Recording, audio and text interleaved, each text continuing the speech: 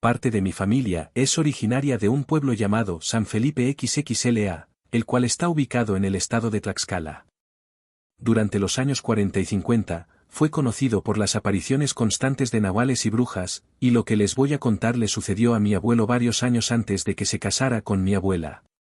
Él tendría unos 18 años de edad. Era un joven bastante alegre que gustaba mucho de andar con sus amistades a altas horas de la noche. Cierta noche, cuando él terminó sus faenas en el campo, se reunió con 3 de sus amigos a pasar un rato en medio de las milpas. Uno de ellos llevó elotes para asar y los otros 2, algunas botellas de aguardiente. El alcohol pronto se le subió y comenzaron a fanfarronear sobre sus peleas y conquistas amorosas. De repente, mi abuelo escuchó un ruido que provenía de entre las milpas. Al principio, sus compañeros no le creyeron. Pero él insistió tanto que todos callaron por un momento. Después de cierto silencio, se escuchó el mismo ruido de nuevo y ahora sí 2 de sus amigos tomaron sus carabinas para espantar a aquello, ya sea que se tratara de algún malhechor o algún coyote despistado. Incluso mi abuelo echó algo de tierra a la fogata para minorar la intensidad de la lumbre. Aguardaron varios minutos y ya se comenzaban a aburrir cuando el ruido se repitió nuevamente, solamente que esta vez se escuchó mucho más cerca de ellos. Algo pesado corrió sobre la hierba.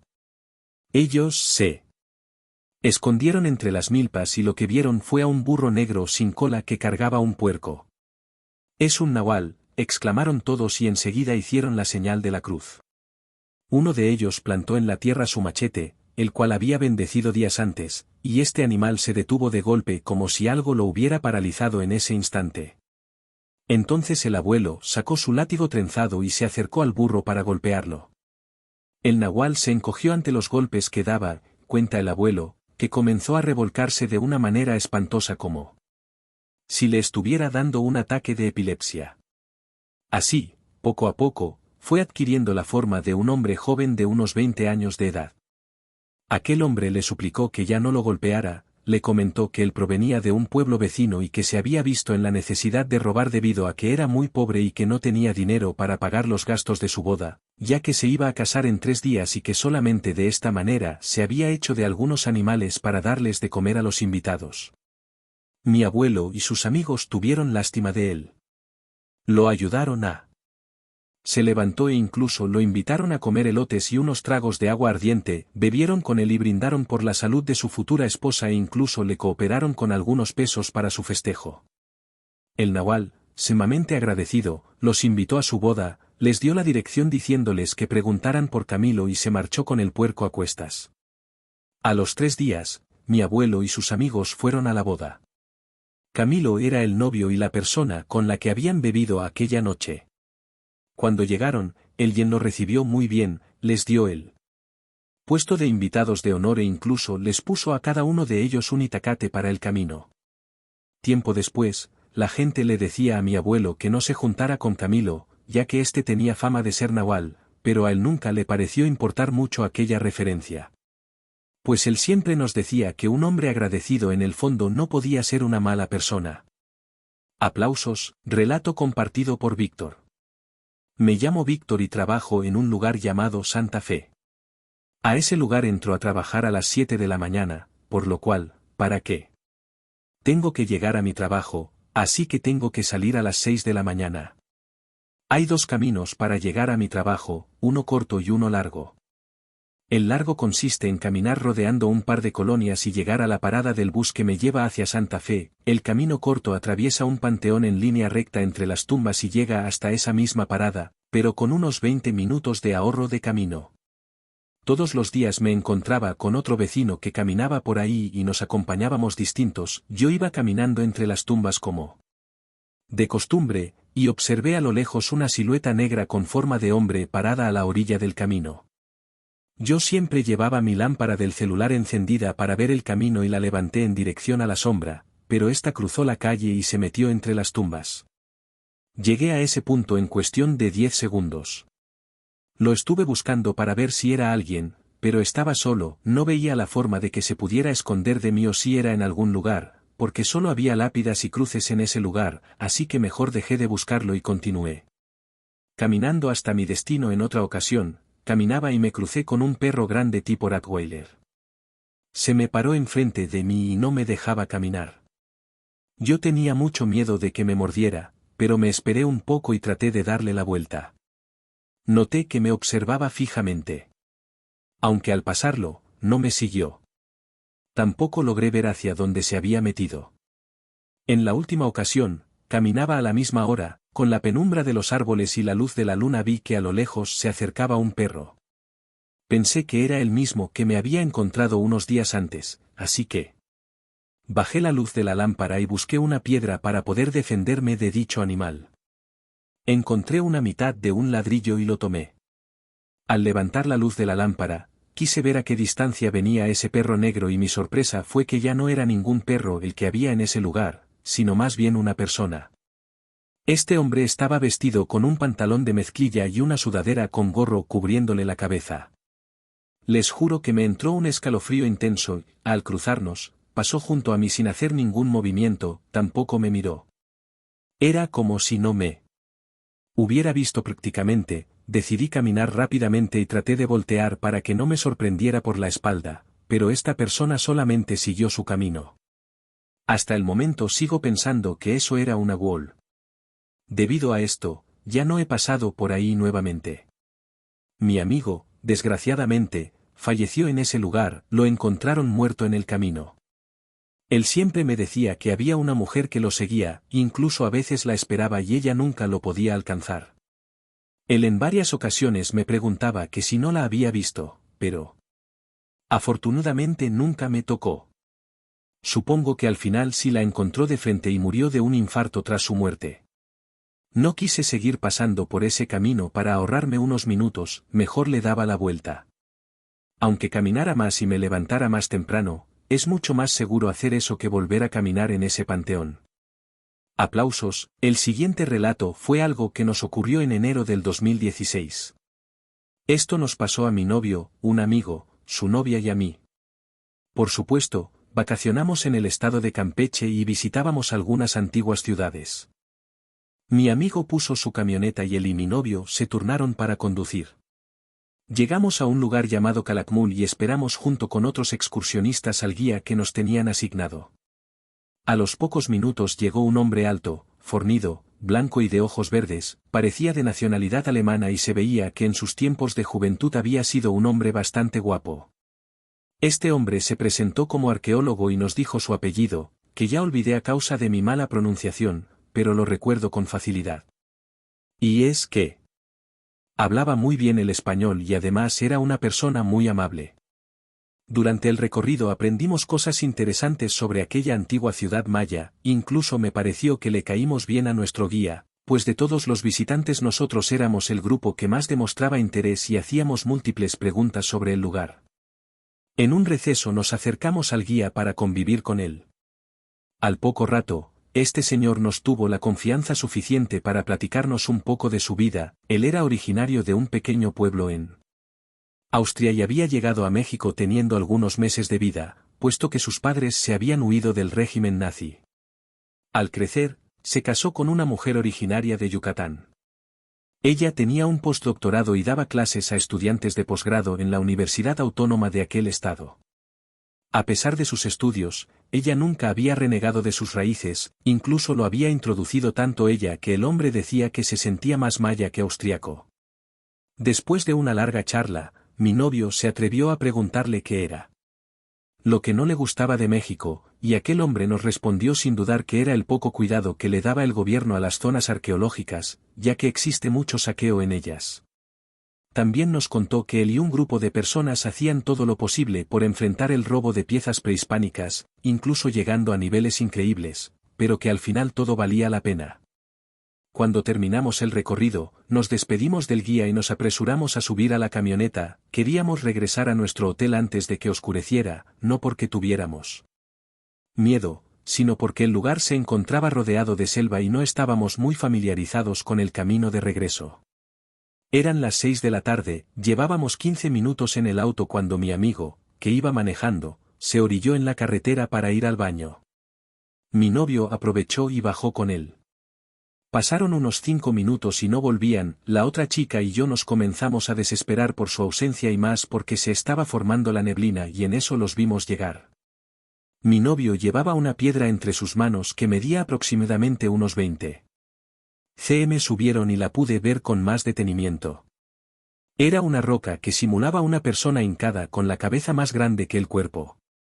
No sabría decir si hacía alusión a un enano o a un niño, pero sí era bastante peculiar.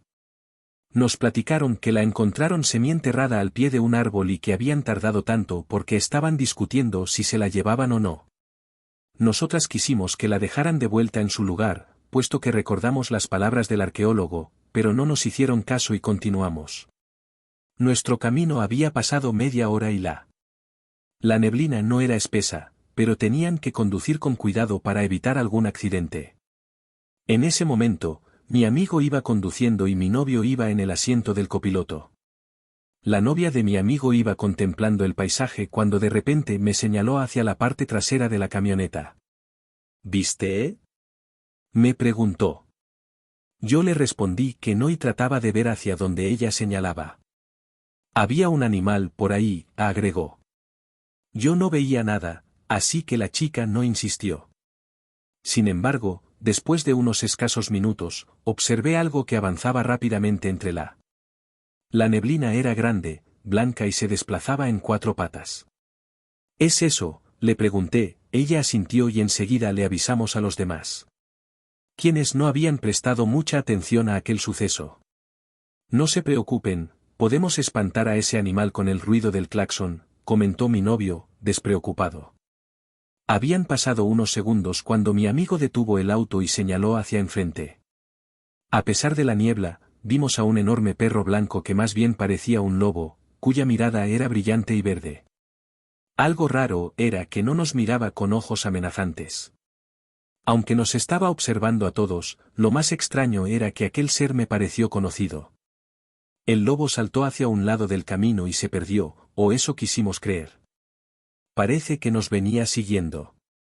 Lo vi desde que levantaron aquella roca, comentó la novia de mi amigo. Los chicos se miraron y mi novio se bajó del auto y dejó en un lugar seguro aquella estatua que habían encontrado. Después de eso, reanudamos el viaje sin ningún incidente hasta que a mi amigo se le ocurrió comentar, pueden llamarme loco, pero ese perro se parecía. Al oír al guía, todos nos quedamos estupefactos. Me di cuenta de que no era la única que lo había relacionado con aquel hombre, sin embargo, nada podemos probar.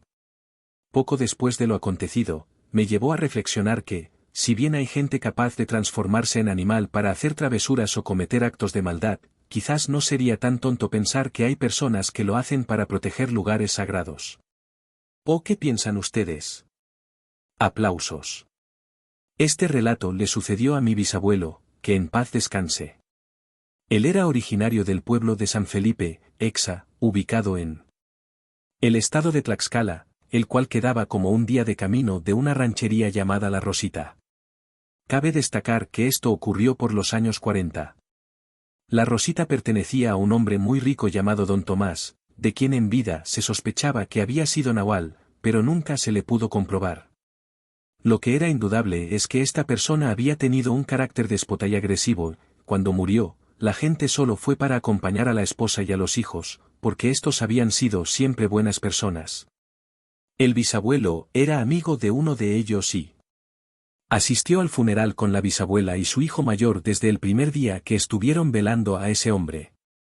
Sucedieron cosas muy raras en la noche, los rezos fueron interrumpidos varias veces cuando la gente escuchaba como si un animal muy pesado caminara por el tejado. Aquella cosa parecía saber el lugar exacto donde estaba colocado el ataúd del finado, pues una vez situado arriba de éste, arañó las tejas con unas zarpas grandes y gruesas. La gente estaba asustada, las mujeres se dedicaron a rezar mientras 4 hombres colocaron las escaleras, se armaron con su machete y se apresuraron a subir. Entre estos hombres estaba el bisabuelo, él cuenta que cuando llegaron al tejado se sorprendieron de no ver nada. Aquella cosa había desaparecido, a juzgar por el peso que describían, era imposible que hubiera saltado sin hacer ruido. Cuando bajaron, la gente se había congregado en torno a ellos para pedirles noticias sobre lo ocurrido, pero antes de que hablaran, algunas mujeres, entre ellas la abuela, comenzaron a llorar y a vomitar. Otras tuvieron fuertes dolores de cabeza como si les hubiera dado un mal aire al segundo día. Los bisabuelos acordaron que ella regresaría a la casa acompañada de su hijo. Partieron a buena hora dejándolo solo, no sin que antes la bisabuela le diera un escapulario. La mañana y la tarde transcurrieron sin novedad alguna, la gente continuaba platicando sobre el suceso de la noche anterior, esperando que no se volviera a repetir. Cuando llegó la noche, el bisabuelo se acometió con la familia de don Tomás a repartir panés, atole y café. La gente que había llegado era mucha y al final estaba tan cansado que sin querer se durmió mientras las personas comenzaron a rezar. Tuvo un sueño bastante raro. Cuenta que él se encontraba en lo alto de una barranca pensando en cómo bajar cuando llegaba un hombre perseguido por dos enormes perros negros de ojos rojos brillantes como el fuego y sin cola. El hombre suplicaba a gritos mientras les decía a aquellos seres que lo dejaran en paz, que él ya no era uno de los suyos, pero los perros no le hacían caso y lo despedazaban. El bisabuelo se despertó espantado. El sueño le había parecido bastante vívido, pero se tranquilizó al ver que ya era de día. Sin embargo, estaba muy equivocado al pensar que todo transcurriría con calma, pues al salir a la parte del patio donde estaba la gente congregada para desayunar, encontró a los visitantes consternados. Es necesario aclarar que a aquel funeral habían asistido más de 200 personas y que, mientras unos rezaban en el cuarto y en los pasillos donde velaban a Tomás, otros cuantos se dormían a la intemperie. El bisabuelo se había quedado profundamente dormido. Dormido en uno de los pasillos, por eso no se había dado cuenta de que un burro negro había ido en la madrugada a pisar a la gente que dormía en los patios. Después de aquel acontecimiento, muchas personas se retiraron, incluso presionaron a la familia para que enterraran cuanto antes al difunto, pero la viuda les contestó que el sacerdote estaba renuente para oficiar la misa para su marido, dada su famosa fama de Nejal, pero todo esto era cuestión de tiempo, puesto que sus hijos estaban convenciéndola de que cambiara de. Parece que lo único que retuvo a las personas fue que uno de los hijos de don Tomás llegó con la noticia de que el cura por fin había accedido y que el día siguiente los esperaba para darle cristiana sepultura al fallecido. Sin embargo, la última noche que el bisabuelo la pasó en aquella ranchería fue la peor. Se encontraba rezando un rosario por el alma del difunto y pasaba la medianoche. La gente ya se encontraba bastante cansada, tanto física como moralmente, cuando de pronto se abrió bruscamente la puerta de la entrada principal del cuarto donde se encontraba el ataúd. En ese momento entraron dos perros enormes, muy parecidos a los que había soñado el bisabuelo. Las personas estaban muy atemorizadas al grado de no poder orar, se quedaron en los lugares en silencio y no se atrevían a moverse, pues todos se habían resignado a que sucediera lo peor. De repente, un viento frío apagó las velas justo al momento en que aquellas bestias se acercaron al ataúd.